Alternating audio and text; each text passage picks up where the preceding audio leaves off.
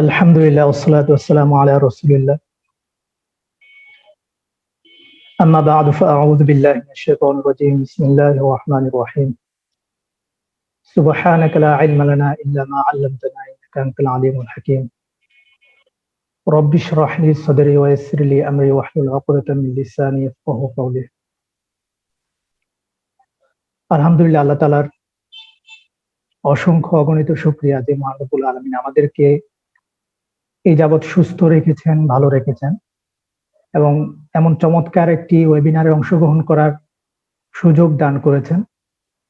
এজন্য আল্লাহ তাআলার শুকরিয়া আদায় করি আলহামদুলিল্লাহ। আসলে এই যে সারা বছর ২০২০ এই বছরটা আসলে আমাদের জীবনে অনেক বড় একটা শিক্ষা হয়ে থাকবে। আ এই বছরে আমরা যদি একটু খেয়াল করি যে এমন অনেক মানুষ গত হয়েছেন, দুনিয়া থেকে বিদায় নিয়েছেন, যারা কখনো কল্পনাও করেননি যে পৃথিবীতে এমন বড় পরিসরে এত বড় একটি মহামারী হবে এবং এই মহামারীতে তাদের মৃত্যু হবে। এবং আমরা যদি হিসাব করে দেখি তাহলে বলা যায় ২০২০ পুরো বছরটা এইভাবেই কেটে গেল, অসুস্থতার মধ্যে, মহামারীর মধ্যে কেটে গেল। তো এরপরও আল্লাহ তাআলা আমাদেরকে সুস্থ রেখেছেন, জীবন দান করেছেন। এটা আল্লাহ তাআলার নিকট শুকরিয়া আদায় করার দাবি রাখে। তো আমাদের আজকের যে আলোচ্য বিষয়, সিফাত ভাই বললেন যে আমাদের আজকের যে আলোচনাগুলো, তো এই বিষয়টা এখানে কয়েকটি বিষয় আমাদের সামনে এসেছে। আমরা কোন কোন বিষয় নিয়ে আলোচনা করব। আমাদের মূল টপিক হচ্ছে চিকিৎসা ব্যবস্থা। চিকিৎসা গ্রহণ করা এবং প্রদান করা। চিকিৎসা গ্রহণ করবে রোগী এবং চিকিৎসা প্রদান করবেন একজন ডক্টর। তো যেহেতু ইসলামী শরীয়তে আমাদের জীবন ব্যবস্থা, তো সেহেতু ইসলামে আমাদের জীবনের প্রত্যেকটি বিষয়ের সমাধান রয়েছে। তো সেই দৃষ্টিকোণ থেকে আমি ইসলামী শরীয়তের আঙ্গিকে আমাদের কর্তব্য কি হবে, আমাদের দায় দায়িত্ব কি হবে এবং এই ক্ষেত্রে আমাদের অবস্থান এবং আমাদের চিন্তাধারাটা কেমন হবে সেই বিষয়ে আমি আলোকপাত করব। তো তার আগে আমি একটি বিষয় অনুরোধ করব, আমি সিফাত ভাইকে অনুরোধ করব যে আমি এখন যে বিষয়গুলো আলোচনা করব সেগুলো তো র্যামপিটের পক্ষ থেকে নির্ধারিত করা। তো আমি তো আলোচনা করব, পাশাপাশি কোনো যে টপিক গুলো আমাদের নির্ধারণ করা হয়েছে টপিক ওয়াইজ আমরা আলোচনা করব। যদি কোনো টপিক বাদ পড়ে যায় কিংবা যদি কোনো টপিক আলোচনার প্রয়োজন হয়তো যেগুলো উল্লেখ করা হয়েছে, যেগুলো নিয়ে আমাদের আজকের আলোচনার কথা, তো এমন কোনো টপিক কিংবা এমন কোনো শাখাগত কোনো বিষয় যদি বাদ পড়ে যায় তাহলে তিনি আমাকে স্মরণ করিয়ে দেবেন। তো আমাদের আজকের প্রথম যে বিষয়টি আলোচ্য ছিল সেটা হচ্ছে যে চিকিৎসা সম্পর্কে একজন মুমিনের অবস্থান, তার চিন্তাধারা কেমন হওয়া উচিত। তো আমি প্রথমেই বলে নিই যে চিকিৎসা সম্পর্কে আমাদের আসলে দুই ধরনের চিন্তাধারা পাওয়া যায়, যেটাকে আমরা প্রান্তিকতা বলি। তো সেটা হচ্ছে কিছু মানুষ মনে করেন যে সুস্থতা অসুস্থতা এগুলো আল্লাহ তাআলা দিবেন, এক্ষেত্রে আমাদের কোনো হাত নেই, আমাদের কোনো করণীয় নেই। যখন অসুস্থ হব তখন আল্লাহ তাআলা সুস্থ করে দিবেন, সুতরাং আমাদের চিকিৎসা গ্রহণেরও প্রয়োজন নেই এবং এটা নিয়ে আমাদের চিন্তা করারও কোনো কারণ নেই। তো এটা একটা প্রান্তিকতা, কোরআন সুন্নাহ কিন্তু এমনটা বলে না। আর পাশাপাশি আরেকটা প্রান্তিকতা যেটা খুব বড় পরিসরে, সেটা হচ্ছে অনেক মানুষ মনে করেন যে চিকিৎসা, সুস্থতা অসুস্থতা এগুলো আমাদের নিজস্ব, এখানে স্রষ্টার কোনো হাত নেই কিংবা আল্লাহ তাআলা এখানে কোনো কিছু করার ক্ষমতা রাখেন না কিংবা তিনি এখানে হস্তক্ষেপ করেন না, এখানে সবকিছু আমাদের উপর ডিপেন্ডেন্ট। তো এটাও একটা প্রান্তিকতাপূর্ণ একটি চিন্তা। উভয় চিন্তাই ইসলামী শরীয়ত সমর্থিত নয়। এই ক্ষেত্রে ইসলামী শরীয়তের যে চিন্তাধারা সেটা হচ্ছে মধ্যপন্থা, মানে উভয়টার মাঝামাঝি। চিকিৎসা ব্যবস্থা গ্রহণ না করা, চিকিৎসা ব্যবস্থাকে গুরুত্ব না দেয়া, এটা যেমন ইসলাম সমর্থন করে না, পাশাপাশি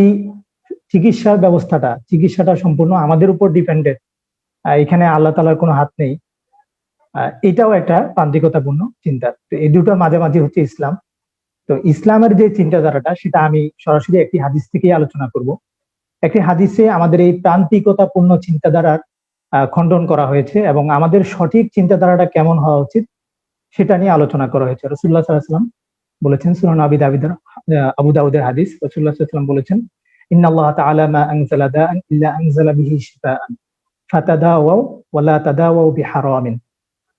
এই হাদিসে রাসূলুল্লাহ সাল্লাল্লাহু আলাইহি ওয়াসাল্লাম বলেন যে আল্লাহ তাআলা পৃথিবীতে যত রোগ ব্যাধি দিয়েছেন সবগুলোর প্রতিকার এবং শিফাও দান করেছেন। অর্থাৎ রোগ যত হবে তার চিকিৎসাও তত বৃদ্ধি পাবে। এবং আমরা দেখতে পাই যে পৃথিবীতে এমন একটা সময় ছিল যখন অনেক রোগ ব্যাধি ছিল, আমরা চিকিৎসা বিষয়গুলো আমরা আবিষ্কার করতে পারি না, কিন্তু এখন এই বিষয়গুলো আবিষ্কৃত হচ্ছে। এবং আল্লাহ তাআলার এটা ঘোষণা যে আল্লাহ তাআলা বলছেন, ওয়াইদা আমারিতু ফাহুয়া ইয়াশফিন, কোরআনের একটি আয়াতে একজন নবীর ভাষ্য তিনি তুলে ধরেছেন যে যখন তিনি অসুস্থ হন তখন আল্লাহ তাআলা তাকে সুস্থতা দান করেন। তো আল্লাহ তাআলা যেহেতু আমাদেরকে সুস্থতা দান করবেন, তো তাহলে আমাদের অসুস্থতার জন্য তিনি একটি প্রতিকারও আমাদেরকে দান করবেন। এটাই হচ্ছে কোরআন এবং সুন্নাহর ভাষ্য। তো এটা হচ্ছে একটি তান্ত্রিকতার উত্তর, যে আমরা যারা মনে করি যে আমাদের চিকিৎসা, আমাদের সুস্থ অসুস্থতা এগুলোর ক্ষেত্রে আল্লাহ তাআলার কোনো হাত নেই, এই প্রান্তিকতার খণ্ডন করা হয়েছে এই হাদিসের এই অংশে। রাসূলুল্লাহ সাল্লাল্লাহু আলাইহি ওয়াসাল্লাম বলেছেন, ইন্নাল্লাহ তাআলা মা আনজালা দাআন ইল্লা আনজালা বিহি শিফা, যে পৃথিবীতে যত রোগ আছে সবগুলোর শিফা, সবগুলো প্রতিকার আল্লাহ তাআলা দান করেছেন। এরপর আরেকটি প্রান্তিকতা যেটা, সেটা হচ্ছে যে আমরা মনে করি যে আমরা যখন অসুস্থ হই তখন আমাদের চিকিৎসা গ্রহণ করার খুব বেশি প্রয়োজন নাই, কারণ অসুস্থতা যিনি দান করেছেন তিনি আমাদেরকে সুস্থতা দিবেন। শুধুমাত্র এই ভরসার উপর বসে থাকা, এটাও একটা প্রান্তিকতা। এই প্রান্তিকতার খণ্ডনে হাদিসের বাকি অংশে রাসূলুল্লাহ সাল্লাল্লাহু আলাইহি ওয়াসাল্লাম বলেন, ফাতাদাওয়াও, তোমরা ওষুধ গ্রহণ করো, তোমরা চিকিৎসা গ্রহণ করো, ওয়ালা তাদাওয়াও বিহারামিন, তোমরা হারাম বস্তু দ্বারা চিকিৎসা গ্রহণ করো না। তো এই হাদিসের মধ্যেই আমরা পেয়ে যাচ্ছি যে রাসূলুল্লাহ সাল্লাল্লাহু আলাইহি ওয়াসাল্লাম ইসলামের যে চিন্তাধারা, একজন মুসলিম হিসেবে চিকিৎসা সম্পর্কে আমাদের যে চিন্তাধারা হওয়া উচিত, সেটা এই হাদিসের মাধ্যমে আমাদের সামনে একদম পরিষ্কার হয়ে ফুটে ওঠে। তো এটা হচ্ছে একজন মুসলিমের অবস্থান, যে চিকিৎসা এবং রোগ ব্যাধি এগুলো যেমন আল্লাহ তাআলার হাতে, এগুলো শিফাও আল্লাহ তাআলার হাতে। এবং এই ক্ষেত্রে আমাদের শুধুমাত্র নিজেদের উপর ডিপেন্ড করা, মনে করা যে সবকিছু আমরাই করতে সক্ষম, এই চিন্তাধারাটা যেমন ভুল, পাশাপাশি আমাদের চিকিৎসা গ্রহণ করার খুব বেশি প্রয়োজন নেই, সবগুলো চিকিৎসা সব সুস্থ দান করার মালিক আল্লাহ তাআলা, এই চিন্তাধারাটাও ভুল। আমাদের সঠিক চিন্তাধারা হবে যে আমরা আল্লাহ তাআলার উপর ভরসা করব, পাশাপাশি আমরা চিকিৎসাও গ্রহণ করব। এটাই হচ্ছে ইসলামী শরীয়তের সঠিক অবস্থান। তো এখন আমি যে বিষয়টি নিয়ে আলোচনা করব সেটা হচ্ছে যে যদি আমরা অসুস্থ হই, একজন মুমিন হিসেবে আমি যখন অসুস্থ হই, রোগ ব্যাধিতে আক্রান্ত হই এবং কষ্ট পাই, সেক্ষেত্রে আমি আল্লাহ তাআলার ব্যাপারে এবং ইসলামের দৃষ্টিকোণ থেকে আমার চিন্তাধারাটা, আল্লাহ তাআলার ব্যাপারে আমার চিন্তাধারাটা কেমন হবে, এই বিষয়টাও আমি তুলে ধরতে চাই। সেটা হচ্ছে যে কিছু মানুষ মনে করেন যে অসুস্থ হলেই তারা মনে করেন যে অসুস্থ হওয়া মানে হচ্ছে এটা আল্লাহ তাআলার পক্ষ থেকে একটা আযাব। এই চিন্তা এটা ইসলাম সমর্থন করে না। মানে অসুস্থ হওয়াটাই যে আযাব হওয়ার লক্ষণ, আল্লাহ তাআলার পক্ষ থেকে একটা শাস্তি হওয়ার লক্ষণ, এই চিন্তাটা ভুল। বরং আল্লাহ তাআলা একজন বান্দাকে যখন অসুস্থতা দেন, তখন তিনি দুইটা উদ্দেশ্যের কোন একটা উদ্দেশ্যে আল্লাহ তাআলা অসুস্থতাটা দিয়ে থাকেন। প্রথম নাম্বার হচ্ছে হয়তো আল্লাহ তাআলা তাকে পরীক্ষা করে থাকেন। এই বিষয়টা আল্লাহ তাআলা যে পরীক্ষার উদ্দেশ্যে মানুষকে অসুস্থতা দেন, এটা আমরা সরাসরি এটার দলিল দিব আমরা সরাসরি কোরআন থেকে। সূরা বাকারায় আল্লাহ তাআলা বলেছেন, ওয়ালা নাবলুওয়ান্নাকুম বিশাইইন মিনাল খাউফি ওয়াল জু'i ওয়া নাকসিম মিনাল আমওয়ালি ওয়াল আনফুসি ওয়াস সামারাত ওয়া বাশশিরিস সাবিরিন। আল্লাহ তাআলা বলছেন যে আমি তোমাদেরকে পরীক্ষা করব ভয়ের মাধ্যমে এবং ক্ষুধার্ত থাকার মাধ্যমে এবং ইত্যাদি দুনিয়াবি যে পেরেশানিগুলো, আর অনেকগুলো পেরেশানির কথা বলা হয়েছে, এই পেরেশানিগুলো, এই অসুস্থতাগুলোর মাধ্যমে আল্লাহ তাআলা আমাদেরকে পরীক্ষা করবেন এবং তিনি দেখবেন যে বান্দা আল্লাহ তাআলার প্রতি কতটা বিশ্বাস রাখে এবং আল্লাহ তাআলার প্রতি তার ঈমানের লেভেলটা কেমন। যে সে এমন নাকি যে সে যখন সুস্থ ছিল তখন আল্লাহ তাআলা শুকরিয়া আদায় করতো, আর যখন অসুস্থ হলো তখন মনে মনে ভাবতেছে যে আল্লাহ তাআলা আমাকে কেন রোগটা দিলেন। এই চিন্তাটা, এইটা হচ্ছে আল্লাহ তাআলা পরীক্ষা করবেন। দেখবেন যে একজন মুমিন সে তার চিন্তাধারাগত দিক থেকে সে কতটুকু আল্লাহ তাআলাকে বিশ্বাস করে। তো অসুস্থ হওয়ার ইসলামী দৃষ্টিকোণ থেকে অসুস্থ হওয়ার এটা হচ্ছে একটা কারণ। আরেকটা কারণ হতে পারে সেটা হচ্ছে গুনাহের কাফারা, যেটাকে আমরা বলে থাকি যে যখন একজন মানুষ অসুস্থ হয়, তার অসুস্থতার কারণে, তার এই কষ্টের কারণে আল্লাহ তাআলা তার গুনাহগুলো ক্ষমা করে দিবেন। এই বিষয়টা আমরা সরাসরি নেব হাদিস থেকে। রাসূলুল্লাহ সাল্লাল্লাহু আলাইহি ওয়াসাল্লাম বলেছেন, এটাও আবু দাউদের, এটা তিরমিজিতেও আছে এবং অন্যান্য গ্রন্থেও আছে হাদিসটা। রাসূলুল্লাহ সাল্লাল্লাহু আলাইহি ওয়াসাল্লাম বলেছেন, মা মিন মুসলিমিন ইউসিবুহু আযান ইল্লা কাফফারাল্লাহু বিহা সাইয়্যাতি, যে প্রত্যেক মুমিন সে যে কোনো কষ্টের মুখোমুখি হোক, এর প্রতিদান স্বরূপ আল্লাহ তাআলা তাকে তার গুনাহগুলো ক্ষমা করে দেন। এমনকি হাদিসে এই কথাটা বলা হয়েছে, ওয়াশাউকাতা, এমনকি বলা হয়েছে যে একটা কাঁটা যখন একটা মানুষের একটা মুমিন ব্যক্তির গায়ে যখন একটা কাঁটা বিঁধে, ওই কাঁটা বিঁধার কারণে যে যন্ত্রটা, যে কষ্টটা সে পায়, সেই কষ্টের বিনিময়ে আল্লাহ তাআলা তার গুনাহ ক্ষমা করেন। তো এই হচ্ছে ইসলামী শরীয়তের এবং ইসলামী দৃষ্টিকোণ থেকে আমাদের যে অসুস্থ হওয়া এবং চিকিৎসা গ্রহণ করা, এটার সঠিক অবস্থা ইসলামী দৃষ্টিকোণ থেকে। তো এখন আমি যে সংক্ষেপে আলোচনা করব সবগুলো বিষয়। তো প্রথমে আমি আলোচনা করেছি একজন মুমিনের অবস্থান কেমন হওয়া উচিত, চিকিৎসা সম্পর্কে আমাদের চিন্তাধারা, আমাদের দৃষ্টিভঙ্গি কেমন হওয়া উচিত। এরপর হচ্ছে আমরা যে অসুস্থ হই, আমরা অসুস্থ হওয়ার পরে আমাদের চিন্তাটা কেমন হওয়া উচিত। আমাদের চিন্তাটা হওয়া উচিত হয়তো আল্লাহ তাআলার পক্ষ থেকে এটা পরীক্ষা, অথবা আল্লাহ তাআলা এই অসুস্থতার মাধ্যমে আল্লাহ তাআলা আমার গুনাহ ক্ষমা করতেছেন। তো এই চিন্তাটা যখন আমার থাকবে, তখন আশা করি এই অসুস্থতাটা আমার শারীরিক এবং মানসিকভাবে আমার মধ্যে খুব বেশি প্রভাব সৃষ্টি করতে পারবে না, এবং আমি শারীরিক এবং মানসিকভাবে ভেঙে পড়বো না। তো এখন আমি আরেকটি বিষয় আলোচনা করব এই টপিকেই, যেহেতু আমাদের আলোচনাগুলো আমরা টপিক ওয়াইজ আলোচনা করতেছি, এখানে আমি আরেকটি কথা আলোচনা করব, সেটা হচ্ছে সুস্থতা জিনিসটা আসলে অনেক বড় নিয়ামত। আমরা যদি একটা বিষয় চিন্তা করি, যে একজন মানুষ যদি আমাকে জিজ্ঞেস করে যে আমার সবচেয়ে বড় সম্পদ কি, তাহলে কিন্তু আমার উত্তর আসবে যে আমার শরীর, আমার শারীরিক সুস্থতা। তার কারণ হচ্ছে, আপনি একটা কথা চিন্তা করুন, আপনি সারাদিন অফিস করলেন, আপনি সকালে নাস্তা করলেন না, দুপুরের খাওয়া ঠিক নাই, রাত্রে আপনি দেরি করে বাসায় ফিরলেন, এই যে শরীরের প্রতি আপনার অযত্ন, আপনি এই কষ্টটা করে, আপনি কষ্টটা কেন করতেছেন? আপনি কষ্টটা করতেছেন যে আপনার যাতে টাকা পয়সা ইনকাম হয় এবং আপনি যাতে সুখে থাকতে পারেন। কিন্তু আপনি একটা কথা চিন্তা করুন, আপনার অনেক টাকা পয়সা আছে, আপনার বাড়ি গাড়ি আছে, সবকিছু আছে, কিন্তু আপনি অসুস্থ। তাহলে আপনার এই যে এত সম্পদ, এত টাকা পয়সা, এত সুনাম, এত কিছু, এটা কোনো মূল্য আছে? কোনো মূল্য নেই। তো আমরা যদি চিন্তা করি যে আমাদের জীবনের সবচেয়ে বড় সম্পদ হচ্ছে আমাদের শারীরিক সুস্থতা, এর জন্য শারীরিক সুস্থতাকে আমাদের প্রায়োরিটি দিতে হবে। তো আরেকটা বিষয়, যে আমরা যে টাকা পয়সা ইনকাম করি এভাবে দিন রাত খেটে, শরীরের কোনো যত্ন নেই, আমাদের আহ আমাদের ব্যক্তিগত জীবনের প্রতি, আমাদের শারীরিক সুস্থতার প্রতি আমাদের কোনো মনোযোগ নেই। এই যে এই বিষয়টা, এটা আমরা কেন করতেছি? আমরা করতেছি যে আমরা যাতে ভবিষ্যতে সুখে শান্তিতে থাকতে পারি। কিন্তু একটা কথা চিন্তা করুন, আপনি 50 বছর যাবত আপনি জব করে, ব্যবসা বাণিজ্য করে, অনেক কষ্ট করে অনেক টাকা পয়সা জমা করলেন, এবং আপনি সুখে থাকতে পারলেন না। এই যে পরিশ্রমটা করলেন, এই পরিশ্রমের কারণে কিন্তু আপনি সুখে থাকতে পারলেন না। আপনার উদ্দেশ্য হচ্ছে আপনি একটা সময় গিয়ে আপনি সুখী হবেন এবং আপনি আপনার ফ্যামিলি নিয়ে সুখে শান্তিতে থাকতে পারবেন। এই যে এই চিন্তাটা, আপনি যদি এমন হয় যে আপনি শরীরের প্রতি কোনো যত্ন নিলেন না, মানে বাহিরের খাবার খেলেন অপ্রয়োজনীয়, এবং হচ্ছে যেগুলো শরীরের জন্য ক্ষতি করে এমন এই জাতীয় খাবার খেলেন, এবং খাবারের প্রতি যত্ন নিলেন না, তো দেখা যাবে যে আপনি একটা বয়সে গিয়ে, যে বয়সটাতে আপনার সুখে থাকার কথা, সেই বয়সটাতে আপনি অসুস্থ। আপনি হয়তো ডায়াবেটিসে আক্রান্ত, কিংবা আরো বড় কোনো রোগে আক্রান্ত। তখন কিন্তু আপনার সুখটা থাকবে না। এবং কোনো মানুষ যদি অসুস্থ হয়, তাহলে তাকে আপনি যত অনুষ্ঠান করেন তার সামনে, তাকে যত সুখ দেওয়ার চেষ্টা করেন, সে কিন্তু সুখী হতে পারবে না। তো এই জন্য আমি যে বিষয়টা বলা উদ্দেশ্য, সেটা হচ্ছে যে আমাদের শারীরিক সুস্থতার প্রতি আমাদের আরো বেশি যত্নবান হতে হবে। আমি একটা জায়গায়, একটা ফেসবুক পোস্টে আমি একটা কথা উল্লেখ করেছিলাম, সেটা হচ্ছে যে আমাদের জীবনের শুরু লগ্নটা হয় এভাবে, যে আমি বাকি জীবনটা যাতে সুখে থাকতে পারি, এই জন্য আমাকে কষ্ট করতে হবে, শ্রম দিতে হবে, আর শরীরে একটু ক্ষতি হলেও এটা দেখার বিষয় না। তো আমরা এই চিন্তাটা করে কষ্টটা শুরু করি।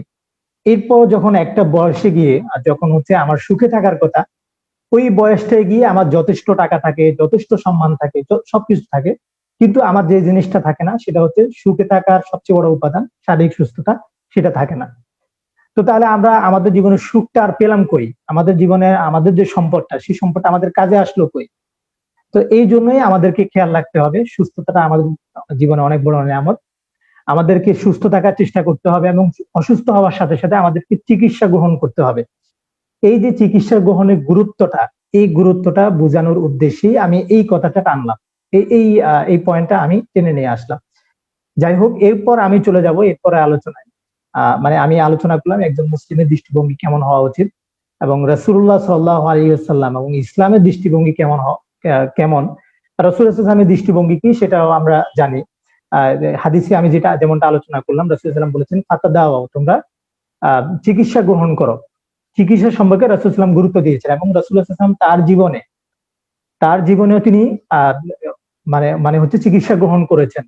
অসংখ্য হাদিস আছে, মানে অসংখ্য হাদিসে রাসূল সাল্লাম চিকিৎসা গ্রহণ করেছেন। লাদুত নামে কিছু ওষুধ ছিল, যেগুলা লাদুত ছিল, তারপর হচ্ছে মুখে দেওয়ার ওষুধ ছিল, কানে দেওয়ার ওষুধ ছিল, ইত্যাদি বিভিন্ন ওষুধ রাসূল সাল্লাম গ্রহণ করতেন।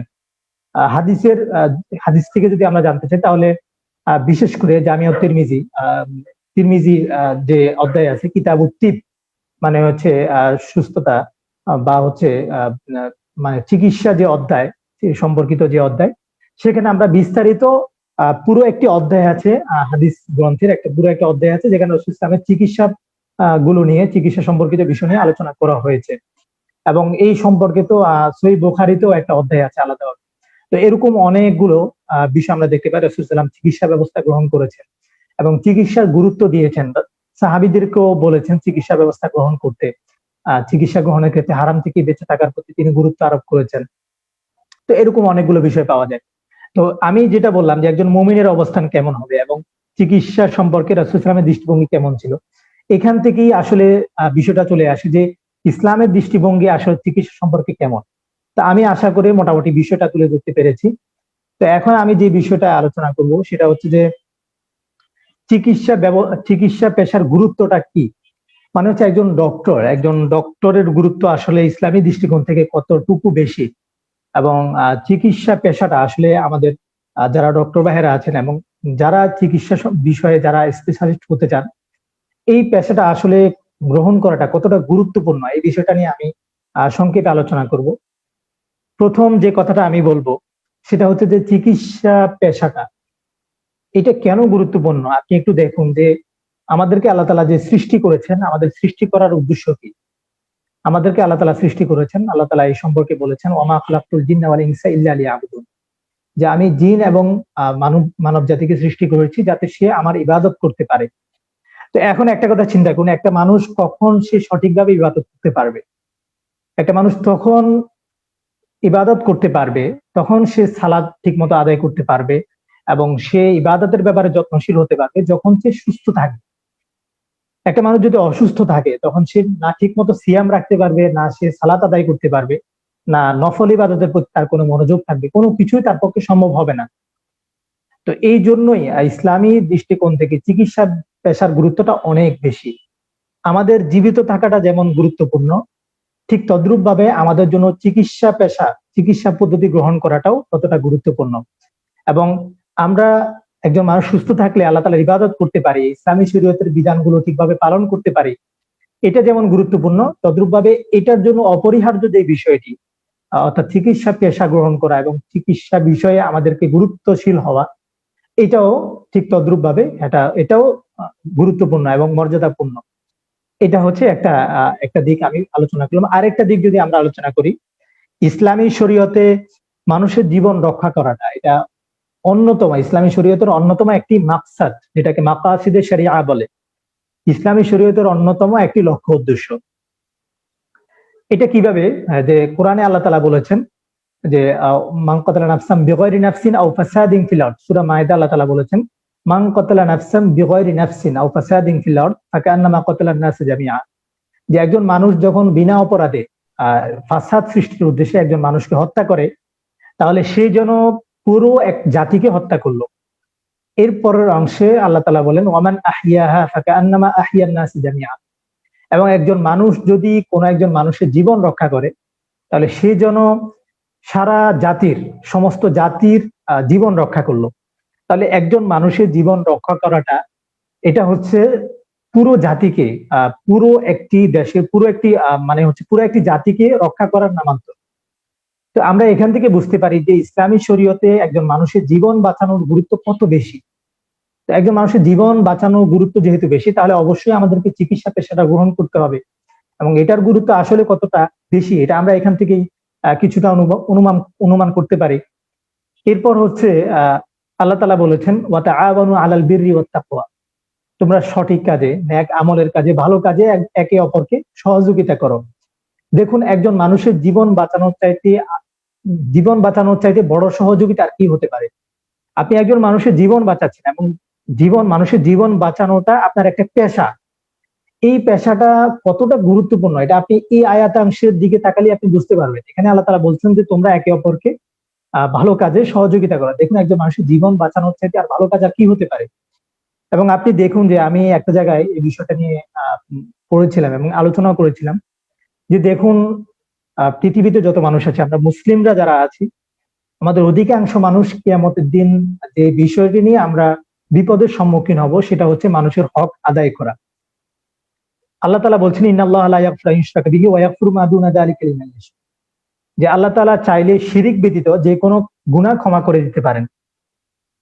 তো আল্লাহ তাআলা মহিয়ান গহিয়ান, আল্লাহ তাআলা দয়াবান। আল্লাহ তাআলা চাইলে আল্লাহ তাআলার সাথে যে অপরাধগুলো আমরা করেছি, সালাত আদায় করিনি কিংবা সিয়াম ঠিক মতো পালন করিনি, এগুলো আল্লাহ তাআলা চাইলে ক্ষমা করে দিতে পারেন।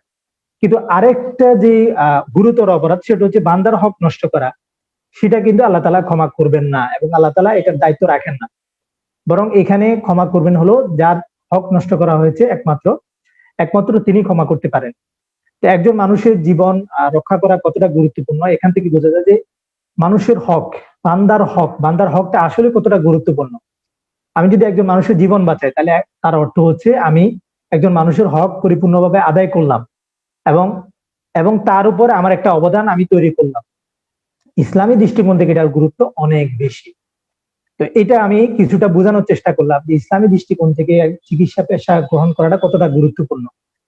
এবং এখানে আমি এরপরে যে বিষয়টি নিয়ে আলোচনা করব যে সালাফরা চিকিৎসা পেশা সম্পর্কে কে কি মন্তব্য করেছেন এবং চিকিৎসা পেশা গুরুত্ব সম্পর্কে তাদের মন্তব্য কি ছিল। তো একটা মন্তব্য আমরা খুব ভালোভাবে জানি, ইমাম শাফি রাহিমাহুল্লাহ, যিনি একাধারে একজন ইমাম ছিলেন, ফকিহ ছিলেন, একজন বড় মুহাদ্দিস ছিলেন, এবং পাশাপাশি তিনি একজন ডক্টরও ছিলেন। চার ইমামের মধ্যে চিকিৎসা বিদ্যায় মানে স্পেশালিস্ট হিসেবে আমি যেটা দেখতে পাই, আমি যেহেতু চার ইমামের জীবনী নিয়ে কাজ করেছি এবং আমাদের লিখিত জীবনী যেটা আছে সেটা সমকালীন প্রকাশন থেকে এসেছে, আপনারা জানেন। তো ওখানে কাজ করতে গিয়ে আমি যে বিষয়টা বুঝতে পারলাম, ইমাম শাফি হচ্ছেন এমন ব্যক্তি যার মধ্যে দুনিয়াবি এবং হচ্ছে দ্বীনি সব বিষয়ের জ্ঞান এবং গুণ তার মধ্যে ছিল এবং তার মধ্যে একত্রিত হয়েছে। তিনি একাধারে একজন মুজাহিদ ছিলেন এবং তার যুদ্ধের প্রশিক্ষণ গুলো তার জানা ছিল, তেমনটা অন্যান্য ইমামদের ক্ষেত্রে আমরা পাই না। তো এই বিষয়টা দেখুন, এই বিষয়টা কত গুরুত্বপূর্ণ। ইমাম শাফি রাহিমাহুল্লাহ একজন ডক্টর ছিলেন, একজন ইমাম হওয়ার পাশাপাশি তিনি একটা মন্তব্য করেছেন যে হালাল হারামের জ্ঞান অর্জন করার পরে আমার নিকট সবচেয়ে গুরুত্বপূর্ণ জ্ঞান হচ্ছে চিকিৎসা বিদ্যায় পারদর্শী হওয়া। এটা ইমাম শাফি রাহিমাহুল্লাহর মত, এবং তিনি তার জীবনেও এটার বাস্তব প্রয়োগ ঘটিয়েছেন। এবং আমরা দেখতে পাই যে তিনি একজন চিকিৎসাবিদ ছিলেন, চিকিৎসা সম্পর্কে তার অনেকগুলো মন্তব্য পাওয়া যায়। তো এখানে আমার আলোচনা করার আসলে সুযোগ নেই, আমি শুধুমাত্র এখানে শুধু কোটেশন করে যাব। তো প্রথমে হচ্ছে এটা বললাম, এরপর হচ্ছে ইমাম রাজি রাহিমাহুল্লাহর চমৎকার একটি মন্তব্য আছে যেটা আমি আলোচনা করব এখন। চিকিৎসা পেশা সম্পর্কে তিনি বলেছেন যে পৃথিবীর সকল জাতি, তিনি কয়েকটা মন্তব্য করেছেন, আমি সংক্ষেপে পাঁচটা আলোচনা করব। তিনি যে মন্তব্য করেছেন পাঁচটা মানে হচ্ছে ভাগ করে। প্রথমত তিনি বলেছেন যে পৃথিবীর সকল জাতি এবং ধর্ম তাদের মর্যাদা স্বীকৃতি দিয়েছে, তাদের মানে হচ্ছে ডক্টরদের।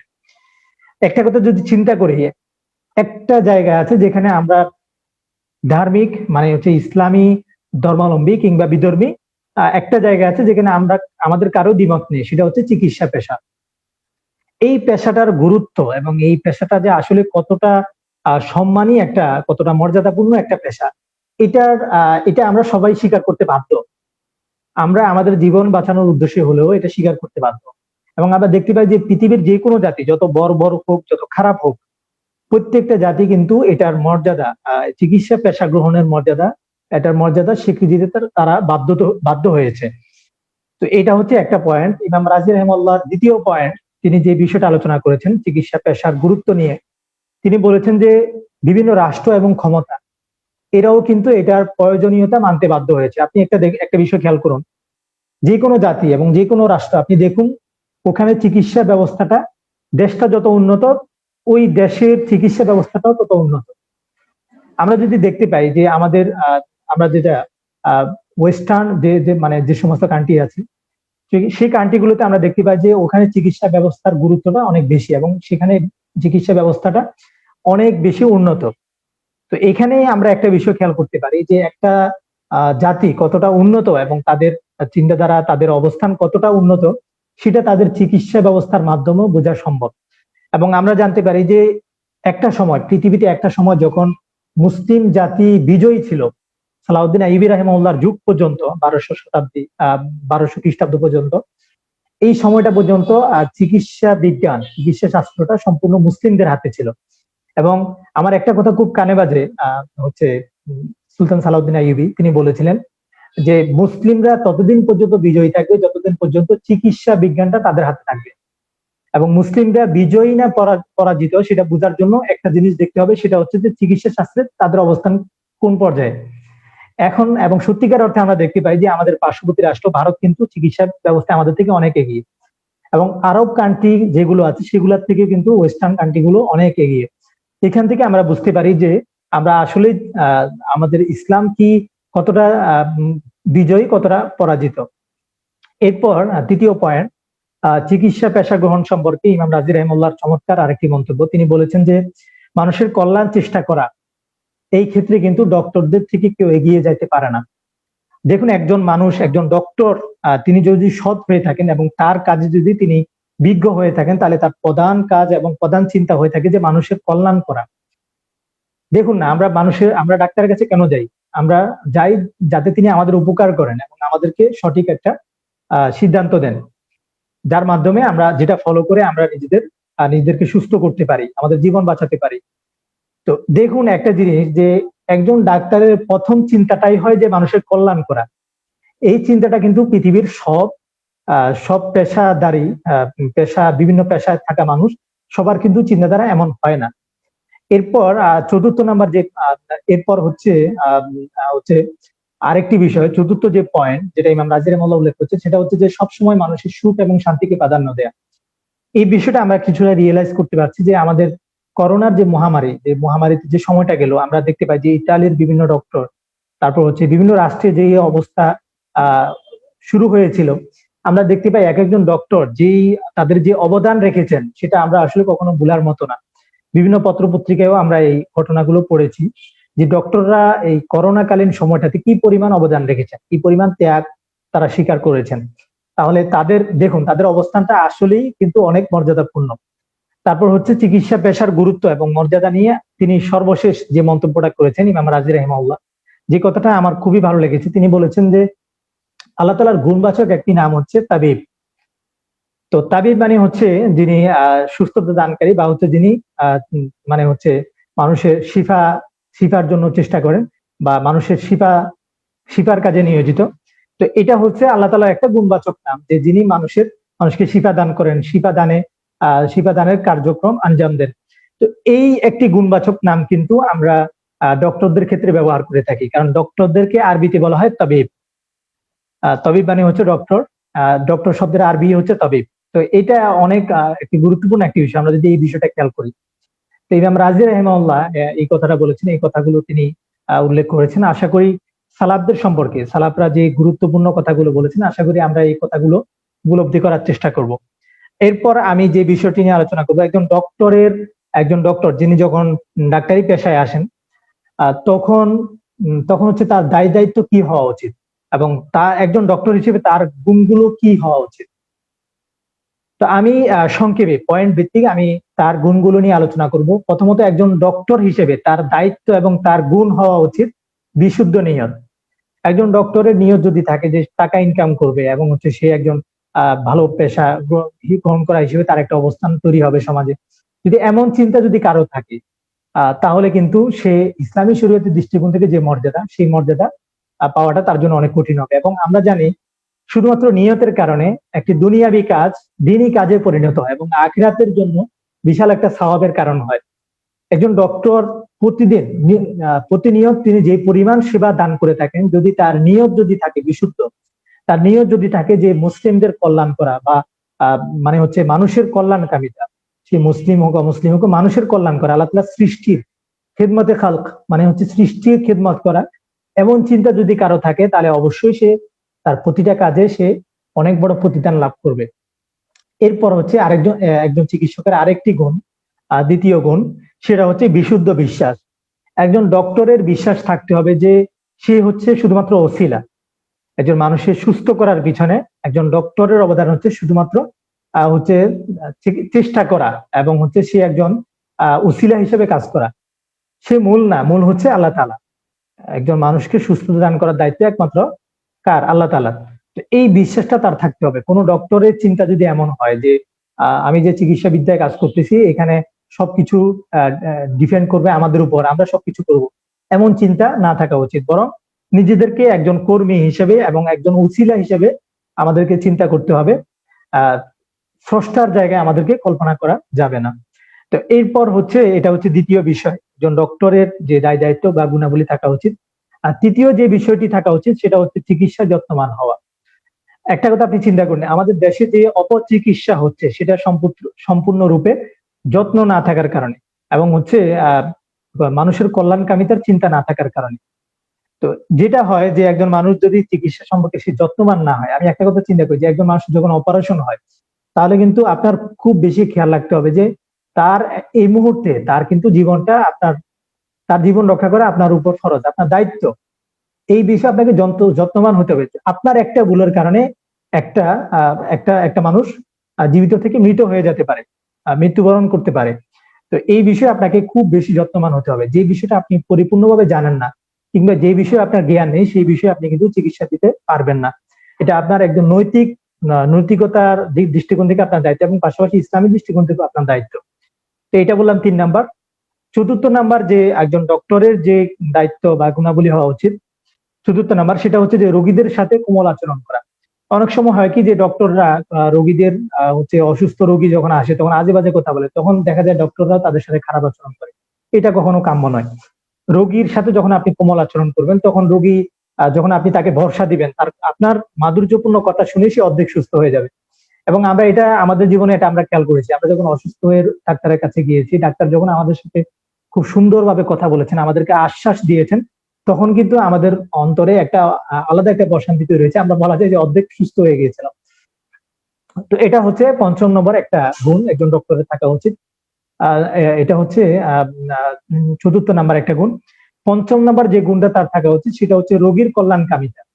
একটা জিনিস আপনি চিন্তা করুন যে আপনি ডক্টর হিসেবে যদি আপনার চিন্তা থাকে যে আপনি বেশি টাকা ইনকাম করা কিংবা তার কাছ থেকে বিভিন্ন ভাবে টাকা হাতিয়ে নেয়া, এই চিন্তা যদি থাকে তাহলে কিন্তু আপনি ডক্টর হবেন না, বরং আপনি হবেন একজন প্রতারক। এবং ইসলামী দৃষ্টিকোণ থেকে আপনি শুধুমাত্র ডক্টরদের যে মূল্যায়ন সেই মূল্যায়নটা যে পাবেন না তা নয়, বরং আপনি একজন গাদ্দার হিসেবে এবং একজন বেঈমান হিসেবে গণ্য হবেন। এই জন্য আপনার খেয়াল রাখতে হবে যে রোগীর কল্যাণকামিতাটা আপনার একমাত্র লক্ষ্য উদ্দেশ্য হতে হবে।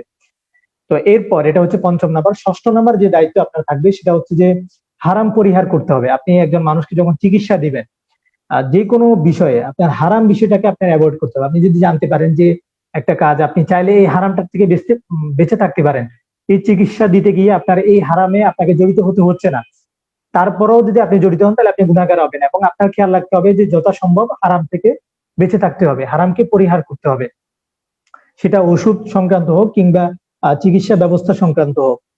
তো এরপর 7 নম্বর এবং লাস্ট যে পয়েন্ট, লাস্ট যে একজন ডক্টরের একজন দায়িত্ব এবং তার গুণাবলী হওয়া উচিত সেটা হচ্ছে যে নিজেকে সবসময় সৎ রাখা। দেখুন আমাদের ইমান, আপনি কতটুকু ইমানদার সেটা আপনি যদি চিন্তা করতে চান তাহলে আপনি একটা বিষয় খেয়াল রাখতে হবে, সেটা হচ্ছে আপনি নিজেকে নিজে প্রশ্ন করুন। আপনি নিজেকে নিজে প্রশ্ন করুন যে আপনি আসলে কেমন। আপনি আপনার ভিতর থেকে যদি বলে যে আপনি আসলে সৎ না, আপনি নিজের উপর কনফিডেন্স, আপনার কনফিডেন্স যদি না থাকে তাহলে কিন্তু আপনি সৎ না এবং হচ্ছে ইসলামী দৃষ্টিকোণ থেকে এবং সব দিক থেকে আপনি একজন অপরাধী। তো এই জন্য সবসময় আপনি খেয়াল রাখতে হবে, আপনি নিজেকে নিজে সৎ রাখতে হবে। এটা চিকিৎসা শাস্ত্রে খুব বেশি গুরুত্বপূর্ণ, কারণ হচ্ছে আপনার একটা ডিসিশনের কারণে কিন্তু একজন মানুষের জীবন চলে যেতে পারে। এই জন্য নিজেকে সৎ রাখতে হবে। তো এটা আমি বলে ফেললাম সংক্ষেপে। তো এরপর সর্বশেষ যে আমাদের আজকের আলোচ্য বিষয় বা সর্বশেষ যে টপিক, আমরা যেহেতু টপিক ওয়াইজ আলোচনা করতেছি, সেটা হচ্ছে যে ডক্টর, আমাদের দেশে আমরা যেটা দেখতে পাই বিভিন্ন পরিস্থিতিতে, সেটা হচ্ছে ডক্টর এবং রোগীদের মাঝে একটা আস্থাহীনতার সম্পর্ক তৈরি হয়েছে। অনেক সময় রোগীরা মনে করে যে আমি যদি আহ বিভিন্ন হসপিটালে যাই তাহলে আমাকে এক গাদা ওষুধ দিয়ে দিবে, কিংবা আমাকে অনেকগুলো টেস্ট দিয়ে দিবে, আমার কাছ থেকে টাকা নিবে, তারা টাকা হাতিয়ে নিবে। এই যে চিন্তাটা, এই চিন্তাটা অনেক আমাদের মধ্যে, অনেকের মধ্যে এই জিনিসটা কাজ করে। তো এই যে একটা আস্থাহীনতা, এবং হচ্ছে আবার আমরা যেটা দেখতে পাই যে এটা হয়, এটা রোগীদের পক্ষ থেকেই বেশি হয়। আস্থাহীনতার যে সম্পর্কটা পরস্পরের প্রতি, ডক্টর এবং রোগীদের মধ্যে যে আস্থাহীনতার সম্পর্ক, এটা কেন এবং এটার প্রতিকার কি, এই বিষয়ে আমি আলোচনা করব। প্রথম কথা হচ্ছে যে এই যে আস্থাহীনতার সম্পর্কটা, এটা কিন্তু আসলে দুই দিক থেকে হয়। এটার জন্য আমরা আমরা উভয়ে দায়ী। আমরা রোগীরা যেমন দায়ী, আমাদের ডক্টর যারা আছেন তারাও কিন্তু দায়ী এটার পেছনে। প্রথমত একজন রোগী কেন দায়ী হন সেটা আমি পয়েন্ট ভিত্তিক আমি আলোচনা করব।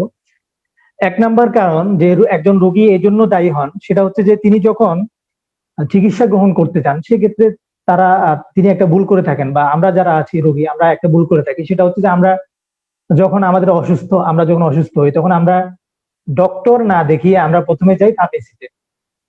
আমাদের হয়তো কারো জ্বর হয়েছে কিংবা কোনো একটা অসুস্থতা দেখা দিয়েছে, আমরা প্রথমে যাই, আমরা চিন্তা করি যে আমরা এত টাকা ভিজিট দিয়ে আমরা ডক্টরের কাছে কেন যাব। তো ডক্টর কি দিবেন? ডক্টর ওষুধ দিবেন। তো তাহলে আমি এই ওষুধটা তো আমি চাইলে চেম্বার মানে হচ্ছে ফার্মেসি থেকেও নিতে পারি। এই যে এই চিন্তাটা, এটা কতটুকু ভয়াবহ এবং কতটুকু ভয়ঙ্কর, এটা আমরা আসলে যারা আসলে এই বিষয়গুলো নিয়ে চিন্তা করি তারা আসলে বুঝতে পারবো। প্রথমত হচ্ছে একজন রোগী যখন চিন্তা করে যে আমি ফার্মেসি থেকে ওষুধটা নিতে পারতেছি, তাহলে আমার ডক্টর দেখানো কি প্রয়োজন। এটা যদি আমরা করতে যাই তাহলে দেখা যাবে যে আমি প্রথমে যখন অ্যান্টিবায়োটিক নিচ্ছি, আমি যে ওষুধটা আমি নিচ্ছি, এই ওষুধটা নেওয়ার পরে এই ওষুধটা আমার শরীরে যে পরিমাণ ক্ষতিটা করতেছে, এরপরে যখন আমি একজন ভালো ডক্টর দেখি, আমি যখন দেখতেছি আমি ফার্মেসি ওষুধে আমার কাজ হচ্ছে না, একজন ডক্টরের কাছে গেলাম। তো ডক্টরের কাছে যাওয়ার পরে যখন আমরা দেখবো যে আমার ডক্টর ওষুধ দেওয়ার পরে ডক্টর ওষুধগুলো কাজ করতেছে না, কিংবা ডক্টর আমার রোগটাকে ঠিক মতো মানে হচ্ছে ঠিক ট্যাকেল দিতে পারতেছেন না, বা এই বিষয়টা তিনি ঠিক মতো আন্দাজ দিতে পারতেছেন না, যদি এমন হয় তাহলে সেটার জন্য কিন্তু আমরা রোগীরা দায়ী। কারণ হচ্ছে আমি শুরুতেই অ্যান্টিবায়োটিক গ্রহণ করেছি এবং এমন একটা অবস্থান তৈরি করেছি আমার শরীরে, তো যার কারণে হচ্ছে ডক্টরের বিভিন্ন কৌশল, বিভিন্ন হচ্ছে চিকিৎসা আমার শরীরে কাজ করতেছে না। তো এটার জন্য কিন্তু আমরা রোগীরা দায়ী। এই বিষয়টা আমাদের খুব বেশি গুরুত্ব দিতে হবে। এবং আমি একটা গবেষণা বলি, যে আন্তর্জাতিক যে মানে হচ্ছে চিকিৎসা যে বিশ্ব স্বাস্থ্য সংস্থা, তাদের একটা জরিপ অনুযায়ী যে 2035 নাগাদ আমাদের হাতে কোনো অ্যান্টিবায়োটিক মেডিসিন থাকবে না। মানে হচ্ছে অবস্থাটা এমন দাঁড়াবে যে আমরা এই পরিমাণ আমাদের শরীরে এই পরিমাণ অ্যান্টিবায়োটিক আমরা গ্রহণ করতেছি প্রতিনিয়ত, যে আমাদের ভবিষ্যতে এমন অবস্থা দাঁড়াবে যে কোনো অ্যান্টিবায়োটিক আমাদের শরীরে কাজ করবে না এবং আমাদের শরীরে এত খারাপ পজিশনে চলে যাবে। তো এই জন্য আমাদের খেয়াল রাখতে হবে যে আমরা সর্বপ্রথম ডক্টরকে দেখাতে হবে, আমরা ফার্মেসি থেকে ওষুধ কোনোভাবে নেওয়া যাবে না। এটা হচ্ছে আমাদের রোগীদের একটা সমস্যা। এরপর হচ্ছে রোগীদের আরেকটা সমস্যা, সেটা হচ্ছে যে আমরা অনেক সময় মনে করি যে আমাদের রোগটা যদি গুরুতর না হয়, মানে হচ্ছে চিকিৎসা গ্রহণ করাটা মুস্তাহাব পর্যায়ের, বা ছোটখাটো রোগ যেটা স্বাভাবিকভাবে হয়, সর্দি কাশি কিংবা জ্বর, স্বাভাবিক জ্বর, তো এমন পরিস্থিতিতে আমরা অনেক সময় ডক্টরকে দেখাই না। আমরা মনে করি যে প্যারাসিটামল বা নাপা ইত্যাদি, নাপা এক্সট্রা খেলে, বিভিন্ন ছোটখাটো ট্যাবলেট খেলে ঠিক হয়ে যাবে, এরকম চিন্তা করে অনেক সময় আমরা নিজেরাই ফার্মেসি থেকে ওষুধ নিয়ে নিই।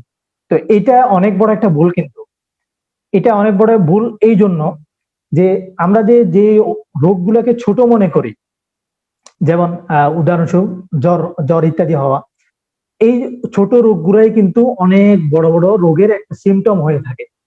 এমন হতে পারে যে আমি মনে করতেছি আমার জ্বর হয়েছে, কিন্তু আসলে এই জ্বরটা কিন্তু আরো অনেক বড় একটা রোগের কিন্তু লক্ষণ। জ্বরটা কিন্তু অনেক বড় বড় রোগের কিন্তু লক্ষণ। এই জন্য আমরা অনেক সময় খেয়াল করি না, এই বিষয়টা আমরা বুঝি না। আমরা না বুঝার কারণে অনেক সময় নিজেরাই চিকিৎসা শুরু করি নিজেদেরকে। তো এটা অনেক বড় একটা ভুল, যার কারণে আমাদের এটা রোগীদের একটা ভুল। আমি পয়েন্ট ভিত্তিক দুইটার ভুলের কথা আমি আলোচনা করলাম, রোগীদের যে ভুল এবং রোগীরা যেটার জন্য দায়ী, তারা আস্থাহীনতা কেন তৈরি হচ্ছে এবং এই সম্পর্কটা কেন। এটার জন্য কেন কেন এটা তৈরি হচ্ছে এটা নিয়ে আমরা আলোচনা করলাম। একজন রোগী হচ্ছে এই দুইটা দৃষ্টিকোণ থেকে সে দায়ী। এরপর হচ্ছে আমরা যদি ডক্টরদের কথা চিন্তা করি, আমরা ক্ষেত্র বিশেষ যে আমরা চিন্তা করি, তাহলে কিন্তু ডক্টররাও কিছু কিছু ক্ষেত্রে দায়ী। সেটা হয় কি যে অনেক সময় বিভিন্ন ওষুধ কোম্পানি তাদেরকে কিছু টাকা দিয়ে দেয়, যে তাদেরকে হাতে রাখে যে আপনি আপনার কাছে যখন রোগী আসবে তখন আপনি আমাদের এই ওষুধগুলো লিখবেন, আমাদের অমুক কোম্পানির ওষুধগুলো আপনি লিখবেন। দেখা যায় যে একজন ডক্টর তিনি জানেন যে তার এই রোগীর জন্য এই কোম্পানির ওষুধের চাইতে অন্য কোম্পানির ওষুধটা ভালো। এরপরও তিনি শুধুমাত্র ওই যে টাকা খেয়েছেন তার কাছ থেকে, মানে হচ্ছে মেডিকেল কোম্পানির কাছ থেকে, মানে হচ্ছে মেডিসিন কোম্পানির কাছ থেকে, তো যার কারণে তিনি ওই কোম্পানির ওষুধগুলো সবসময় লেখেন। এটা আমি আমার জীবনে অনেক দেখেছি, ডক্টরদেরকে দেখেছি তারা সবসময় একই কোম্পানির ওষুধ লেখেন। অনেক অনেক ডক্টরকে আমি দেখেছি আমার জীবনে, এটা হয়। এবং অনেক ক্ষেত্রে এমন হয় যে তারা অনেক সময় যে বলে দেন যে আমাদের এই ওষুধটা আপনি অমুক জায়গা থেকে নেবেন, অমুক জায়গা থেকে নিলে এটা পাবেন। তো বলে দেওয়া হয় যে আপনি আমাদের যে হসপিটাল আছে এটা নিচে যে দোকানটা আছে সেখান থেকে নেবেন। তো দেখা যায় যে দোকানদারের সাথে তাদের আত্মার থাকে। এটাও একটা সমস্যা, এটাও আমাদের একটা আস্থাহীনতার একটা কারণ। তারপর যেটা হয় যে আমরা অনেক সময় বিনা প্রয়োজনে অনেক সময় টেস্ট দিয়ে রাখি। একজন রোগী তার এতগুলো টেস্ট প্রয়োজন না, এরপর আমি দিচ্ছি। এটা এমন হতে পারে যে হসপিটাল কর্তৃপক্ষ আমাকে দিয়ে করাচ্ছে এবং আমি করতেছি, এটাও কিন্তু অনেক বড় একটা ভুল আমাদের। তো এইগুলো আমি আলোচনা করলাম। একজন রোগীরও আস্থাহীনতা তৈরির পিছনে একজন রোগীরা যেমন দায়ী, এবং পাশাপাশি একজন ডক্টরও কিন্তু দায়ী হতে পারে। তো এগুলো নিয়ে আমি আলোচনা করলাম এবং এগুলোর সমাধান কি হতে পারে। আমি কিন্তু এখানে একটা বিষয় আপনার খেয়াল করছেন কিনা, আমি সমস্যাগুলোর পাশাপাশি আমি কিন্তু সমাধানও আলোচনা করে ফেলেছি। সমাধান হচ্ছে আমরা যখন অসুস্থ হব, আমরা রোগীরা যখন অসুস্থ হব, তখন সাথে সাথে ফার্মেসি থেকে ওষুধ না নিয়ে আমি একজন ভালো ডাক্তারকে দেখাবো। তো এইভাবে হলে যেটা হবে যে আমাদের সমস্যাগুলো প্রকট হবে না এবং আমাদের আস্থাটা ঠিক থাকবে, আমাদের রোগী এবং ডক্টরদের মধ্যে আস্থার সম্পর্কটা ভালো থাকবে। এরপর হচ্ছে আমরা যখন অসুস্থ হব, সেটা হোক ছোটখাটো অসুস্থতা, এরপরও আমি কিন্তু বড় ডাক্তারকে দেখাবো, ভালো ডাক্তারকে দেখাবো। আমি নিজে নিজে এটা চিকিৎসা করতে যাব না। তো এটা হচ্ছে সমাধান। তো এরপর যে বিষয়টা সমাধান, একজন ডক্টর যে আস্থাহীনতার যে আস্থাহীনতার সৃষ্টি তার মধ্যে যে কারণগুলোতে হয়, একজন ডক্টরের প্রতি মানুষের আস্থাহীনতা তৈরি হয়, সেটার সমাধানও একই। সেটা হচ্ছে যে নিজেকে সৎ রাখা। একজন ডক্টর, আমি যে চিকিৎসকদের একজন চিকিৎসকের দায় দায়িত্ব এবং গুণাবলী নিয়ে যে কথাগুলো আলোচনা করেছি, সেই কথাগুলো যদি তিনি মেনে চলেন, তাহলে এটাই তার সমাধান। এবং এটা হচ্ছে আস্থাহীনতা দূরীকরণে, এগুলো হচ্ছে সমাধান।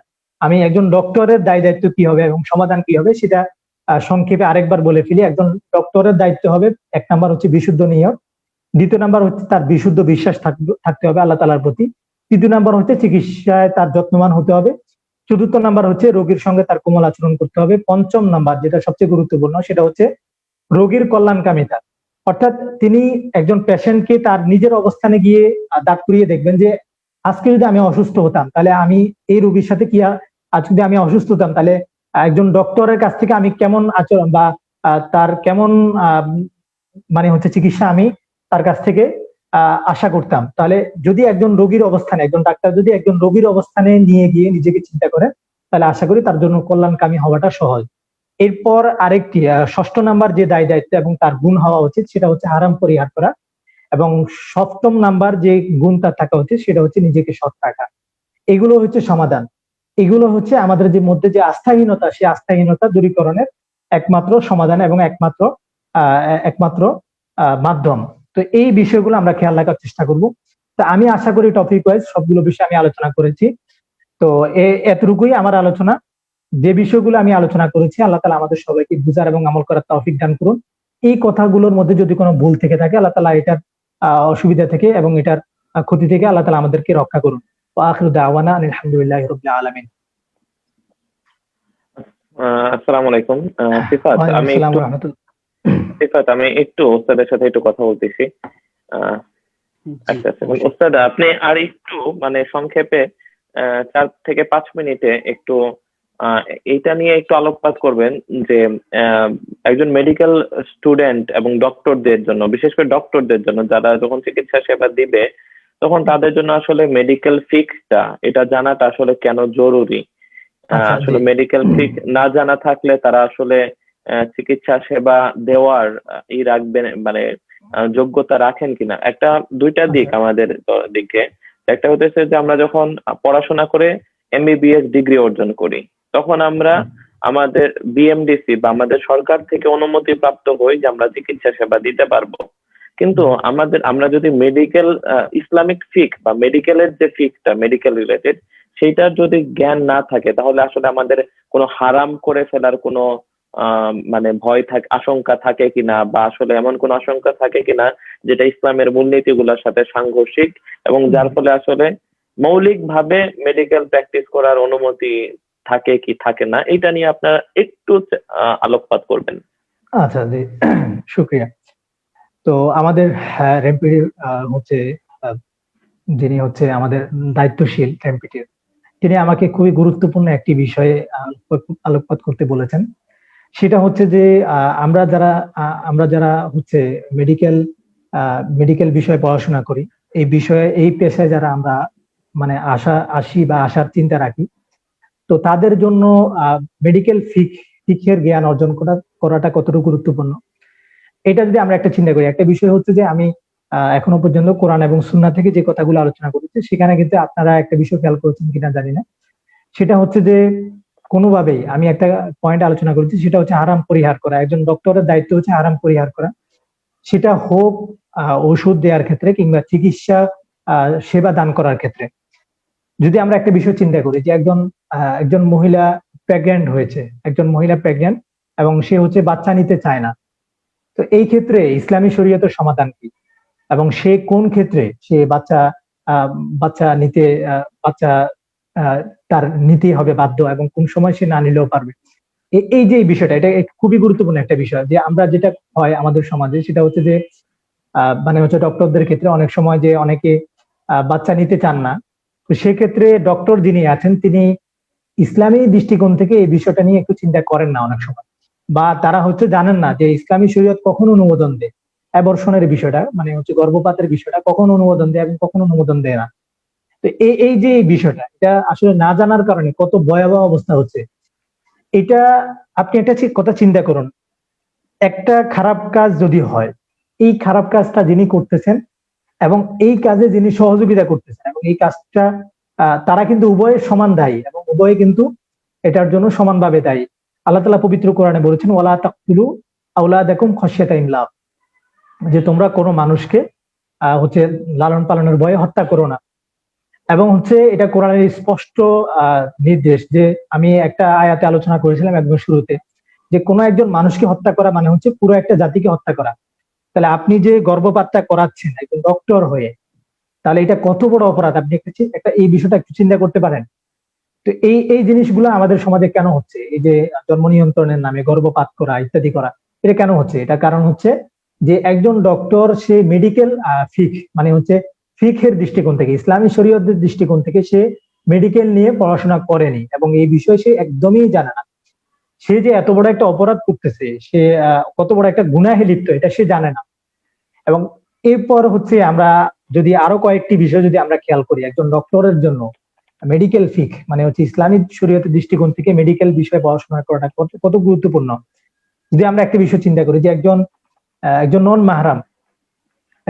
মাহরাম মহিলাকে আমি যখন চিকিৎসা দিচ্ছি, সেক্ষেত্রে কিন্তু আমি অনেক সময় হয় যে আমাকে চিকিৎসা দেওয়ার ক্ষেত্রে আমি মানে হচ্ছে চাইলে কিন্তু আমি আমার প্রবৃত্তিটাকে কাজে লাগাতে পারি।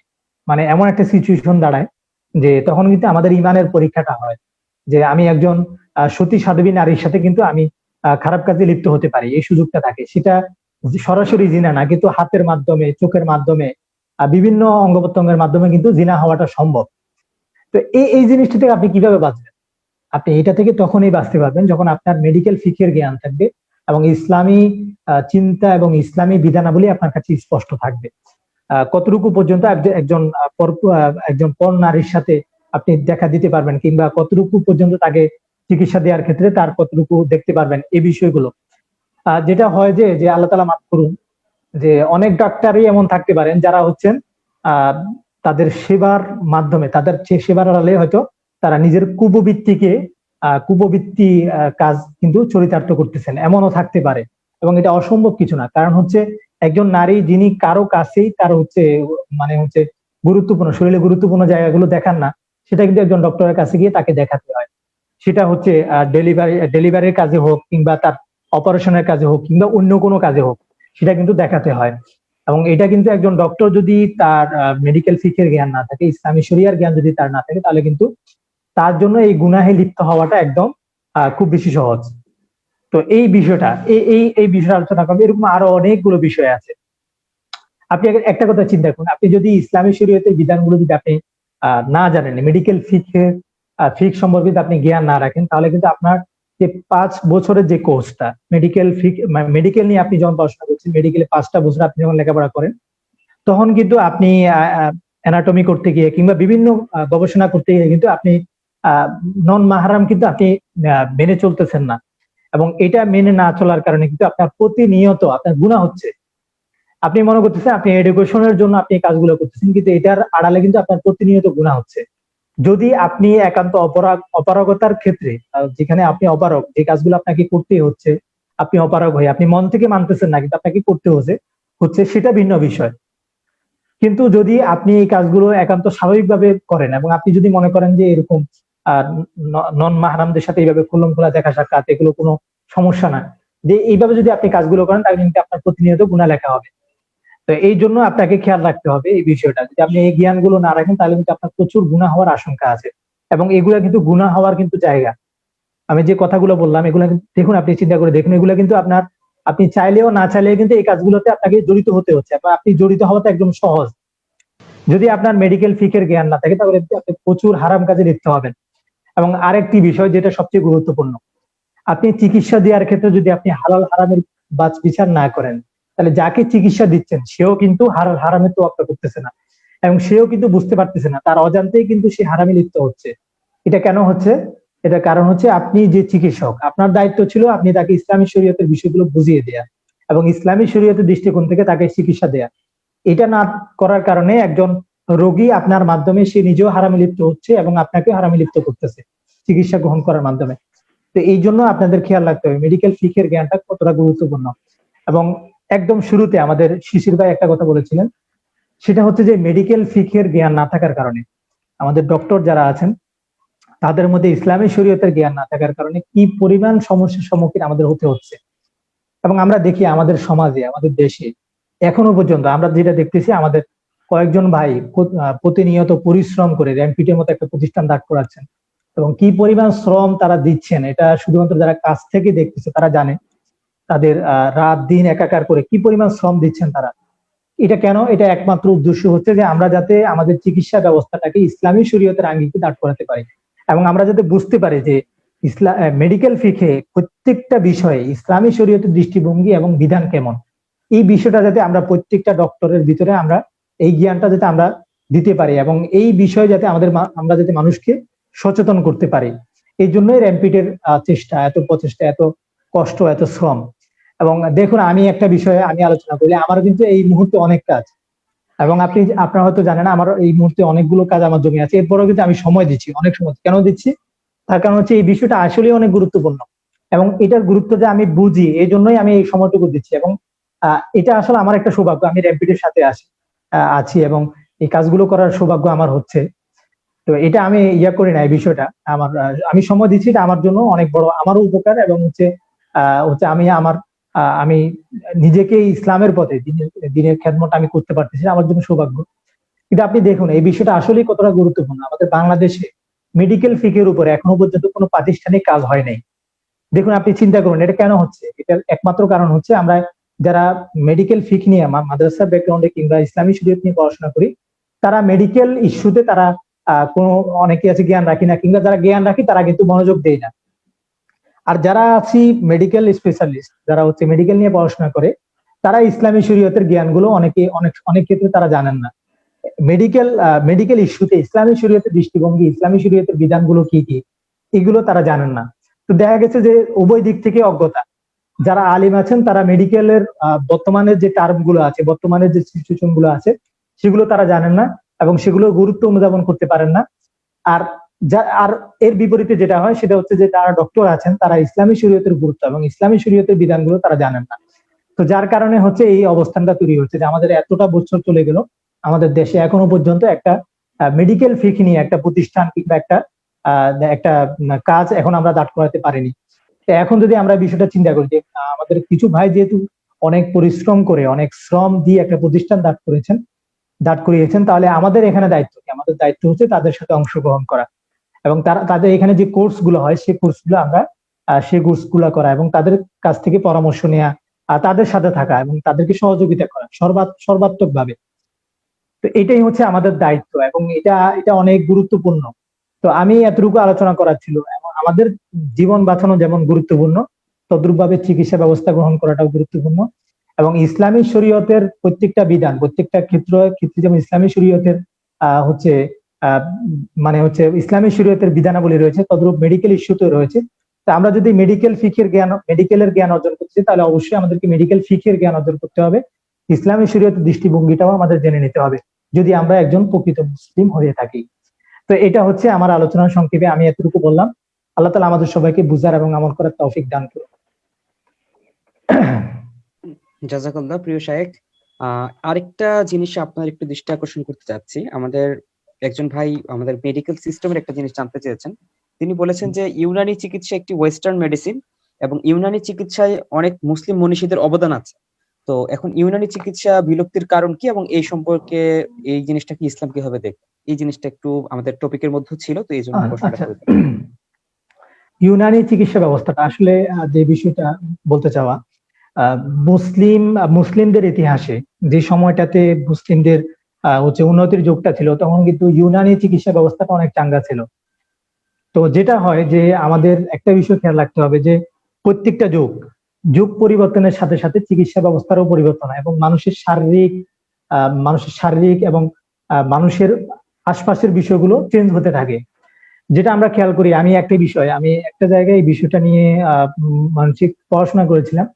আমি দেখেছি যে আমাদের যে আবহাওয়ার চেঞ্জের কারণেও কিন্তু আমাদের ওষুধের যে কার্যকরিতা ক্ষমতা, সেটাও কিন্তু পরিবর্তন হয়। এবং আমি দেখেছি যে যে ওষুধটা হচ্ছে যে সমস্ত রাষ্ট্রে খুব বেশি গরম বেশি পড়ে, সে সমস্ত রাষ্ট্রে যে ওষুধটা কাজ করে, সেই ওষুধটা কিন্তু আমাদের যে সমস্ত রাষ্ট্রে ঠান্ডা বেশি পড়ে, সে সমস্ত রাষ্ট্রে কিন্তু ঠিকভাবে কাজ করতে চায় না। তার কারণ হচ্ছে আবহাওয়ার পরিবর্তন।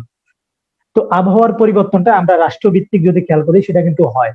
এবং আমি দেখেছি যে আমরা যে ওষুধগুলো আমরা চিকিৎসাটা গ্রহণ করি, সেটা কিন্তু আমি ইন্ডিয়াতে দেখেছি সে চিকিৎসার কিন্তু অনেক কিছু কিন্তু পরিবর্তন হয়, মানে বিশেষ করে মেডিসিনের ক্ষেত্রে। যেহেতু ইউনানি চিকিৎসা ব্যবস্থা এবং বর্তমান যে চিকিৎসা ব্যবস্থা, সেটার সম্পর্কটা হচ্ছে মূলত ওষুধ কেন্দ্রিক, মানে হচ্ছে মানুষের শরীরে কোনটা কার্যকর, কোনটা মানে মেডিসিন কেন্দ্রিক। তো সেহেতু আমি এটা বলতেছি যে আমি এমন অনেক বিষয় দেখেছি যেগুলো হচ্ছে ওষুধগুলো হচ্ছে আমাদের দেশে ভালো কাজ করে, কিন্তু আমি ইন্ডিয়াতে দেখলাম এগুলো খুব বেশি কাজ করতেছে না। এটা হয় কিন্তু আবহাওয়ার কারণে। এবং আমি দেখেছি যে ইন্ডিয়ার যে আবহাওয়া বা হচ্ছে অন্যান্য রাষ্ট্রের আবহাওয়াটা, সেটা হচ্ছে খুব বেশি গরম এবং হচ্ছে বাতাসটা হচ্ছে রুক্ষ। মানে যদি আপনার চেহারায় বাতাসটা লাগে, আমরা হচ্ছে আমাদের দেশে যে বাতাসটা মুখে লাগে সেটা এখন একটু প্রশান্তি লাগে, কিন্তু আমি যখন ইন্ডিয়ান ট্রেনে যতবার উঠেছি, দেখা যায় যে জানালাটা বন্ধ করে রাখতে হয়।